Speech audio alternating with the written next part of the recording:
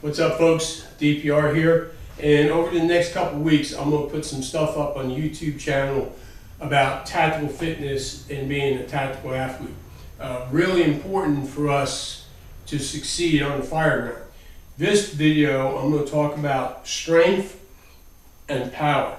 Both of those elements are crucial for us to succeed on the fireground, and they're a little bit different. Strength has to do with how much you can physically move in terms of pounds, how much you can pick up, how much you can move.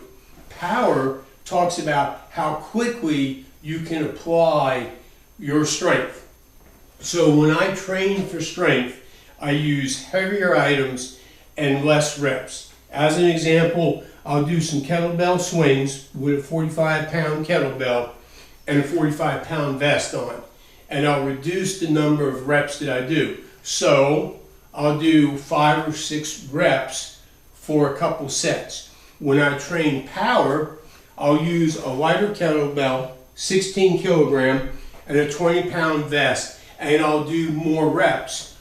As an example, I'll do 3 sets of 12 reps. When I do sandbag work, if I just want to work on pure strength, 90-pound sandbag, pick it up, carry it in a bear hug. When I want to train power with a sandbag, I'll use a 60-pound sandbag and I'll do some sandbag complexes. You know, a combination of deadlifts, some bent over rows, some cleans, some overhead presses, and some squats. So that's the difference. Now, on the fireground, to be successful, you got to train both. Okay? If we have a victim laying on the floor, a big heavy victim, certainly we need strength to be able to move that weight, but you got to think about some of the rules of physics. A body in motion stays in motion. So we're going to use our power to get that weight moving so that we can incorporate our strength to move it over distance. So these are just some things to think about.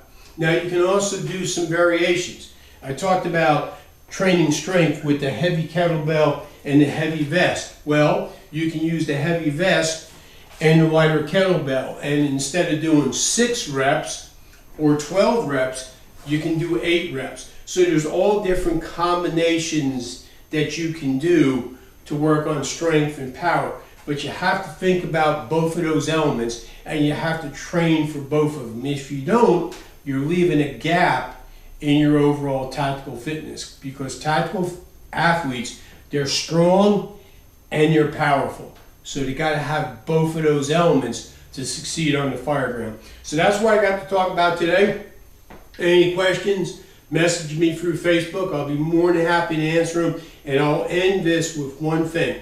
These are the things that I found work well for me. You got to play with them and figure out what's going to work well for you, because not everybody is the same. The weights are not necessarily going to be the same for everybody. If I'm a very strong individual, this may be too light for me to build strength. Maybe I need to increase it. If I haven't trained strength and power, maybe I need to train less weight to get me to that point where now I can start building. So these are just suggestions that have worked well for me, but you've got to take them and you've got to make them fit you where you are in terms of your fitness and your capabilities. So thanks for tuning in, folks. There'll be more of these coming out. As always, questions, comments, or whatever, contact me through social media, either First Line on Facebook or First Line 850 on Instagram, and just stay out of the comfort zone, because that's where our excellence goes to die. Thank you.